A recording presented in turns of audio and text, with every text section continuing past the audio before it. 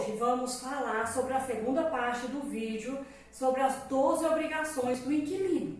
Olá, tudo bem? Meu nome é Virna e antes de começar, se inscreva, deixe seu like. Se inscreveu? Deixe seu like. Agora vamos começar a segunda parte do vídeo e não esqueça de deixar seu comentário sobre a 10ª obrigação do inquilino. 6ª obrigação do inquilino: não modificar a forma interna ou externa do imóvel sem o consentimento prévio e por escrito do locador. O locatário é proibido por lei de realizar obras que modifiquem o imóvel interno ou externamente, sem o consentimento prévio expresso do locador proprietário. A autorização tem que ser expressa, não é presumida, pela simples demora do locador proprietário de responder. Pode ser dada autorização no contrato, posteriormente em documento à parte.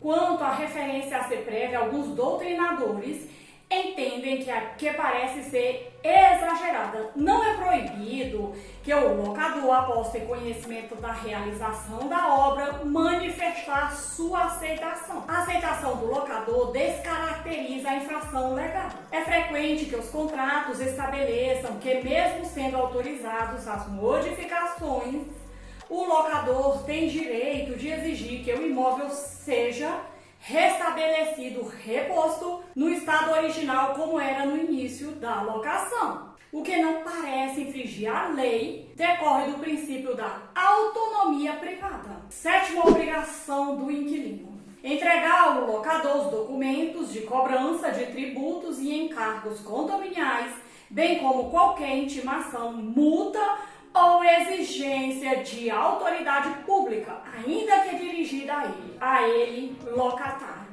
No período da locação, o locatário recebe em nome do locador ou em seu próprio nome inúmeras correspondências, cobranças ou guias de impostos referentes ao imóvel. O locador é obrigado a entregá-las de imediato ao locador, para que o locador não perca o prazo de pagamento. Se não entregar ou comunicar ao locador e dessa omissão causar algum dano para o locador proprietário, o inquilino responde pelo dano e ainda fica sujeito à ação de despejo. 8ª obrigação do inquilino: pagar as despesas de telefone, de consumo, de força, luz, gás, água e esgoto. Nada mais justo e natural que o inquilino pague as taxas referentes aos serviços, os serviços de infraestrutura urbana, que é de uso exclusivo do usuário. Com relação ao telefone, perdeu importância, pois hoje todos temos telefones, se duvidar até as crianças. Isso tornou inútil e dispensável o telefone fixo. Apesar disso,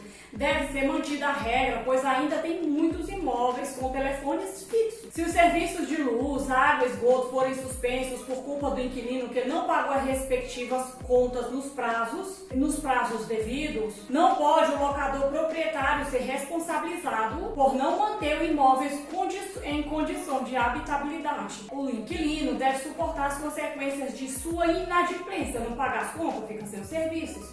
Isso não é culpa do locador proprietário. Também é de responsabilidade as despesas de religação de tais serviços quando esses serviços forem interrompidos por culpa do inquilino. Outra questão complexa é que gera inúmeras demandas, quase sempre desabando dos juizados especiais, quando o inquilino abandona o imóvel deixando conta de água e luz ou outros serviços. O locador pretende estabelecer os serviços para realugar ou se instalar no imóvel. A concessionária fornecedora se recusa a religar o serviço sem o pagamento das dívidas anteriores. A posição da jurisprudência é no sentido de que a concessionária de serviços deve religar e cobrar do usuário do serviço, ou seja, do inquilino inadimplente que não pagou as contas. Ok?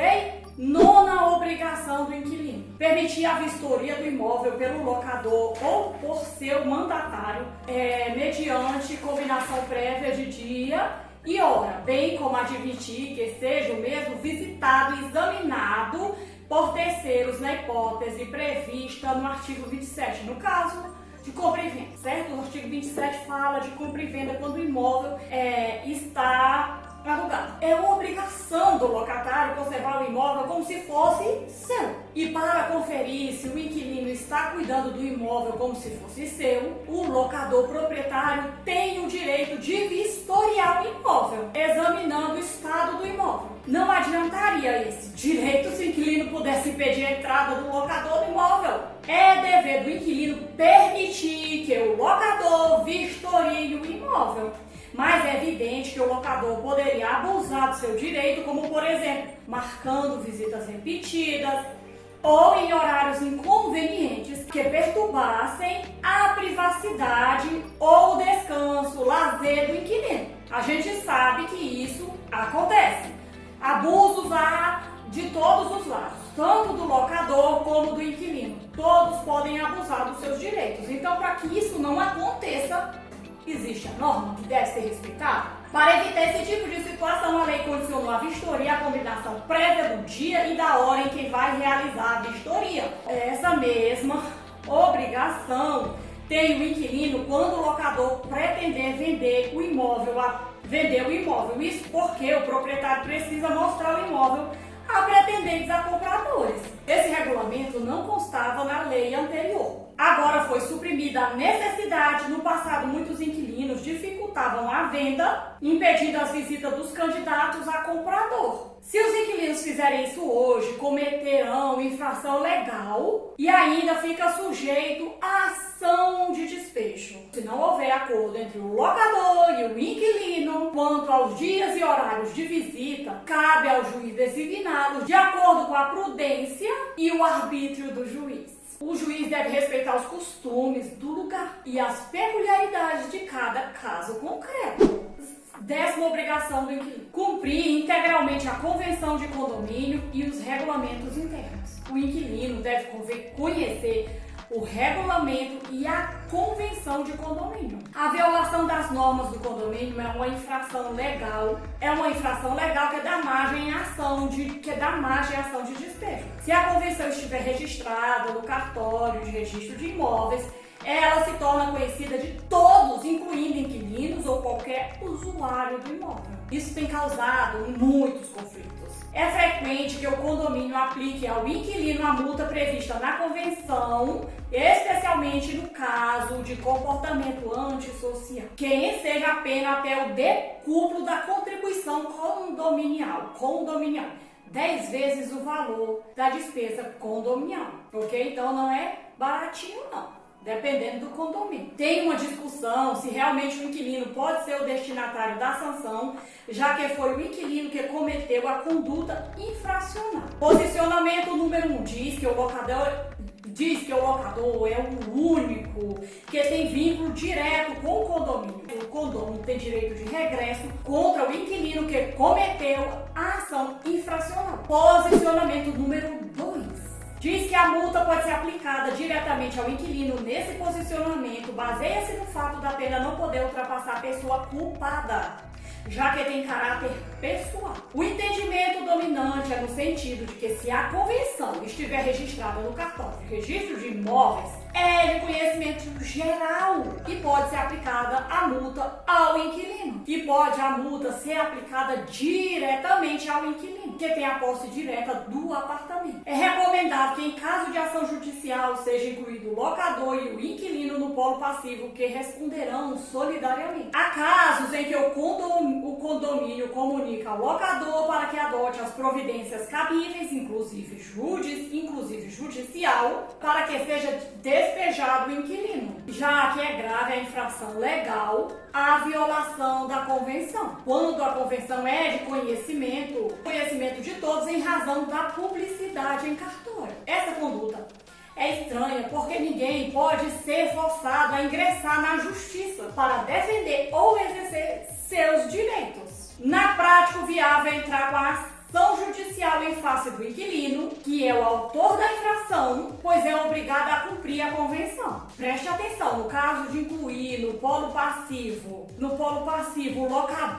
locador e o inquilino, e a sentença excluir um deles, dizendo que um deles é parte ilegítima, o condômino será condenado a pagar ônus sucumbenciais em relação ao réu que foi excluído. 11ª obrigação do inquilino: pagar o prêmio de seguro de fiança. O seguro de fiança foi incluído como uma das modalidades de garantia do contrator. Esclarece a lei que o respectivo prêmio será pago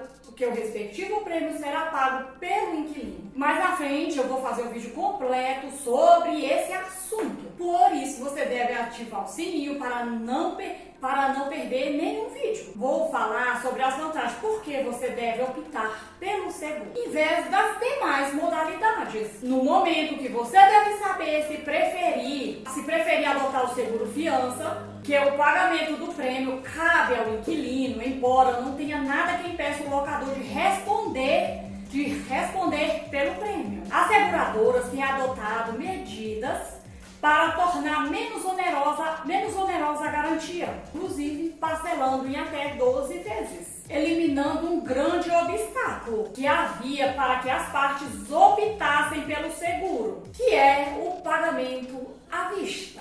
A 12ª obrigação do inquilino: pagar as despesas ordinárias de condomínio. As despesas extraordinárias de condomínio pertencem ao locador proprietário, enquanto as despesas ordinárias recaem sobre o inquilino. Já fiz um vídeo falando sobre as despesas extraordinárias. Vou deixar aqui na descrição esse vídeo ou aqui na tela em algum lugar para você. Terminamos por aqui, mas não deixe de compartilhar esse vídeo com amigos. Se você não se inscreveu, se inscreva, deixe seu like. Vou deixar aqui uns salmos para abençoar a sua vida. Medite na palavra de Deus, que ela tem muito a acrescentar na sua vida. Ó Senhor, por que permaneces distante? Por que te escondes em tempos de aflição? O perverso, em sua arrogância, persegue o pobre, que seja pego em suas próprias tramas, pois conta vantagem de seus desejos maus. Elogia os gananciosos e amaldiçoa o Senhor. O perverso é orgulhoso demais para buscá-lo. Seus planos não levam em conta que Deus existe. No entanto, é bem sucedido em tudo que faz. Não vê que tem castigo, que teu castigo aguarda e despreza todos os seus inimigos.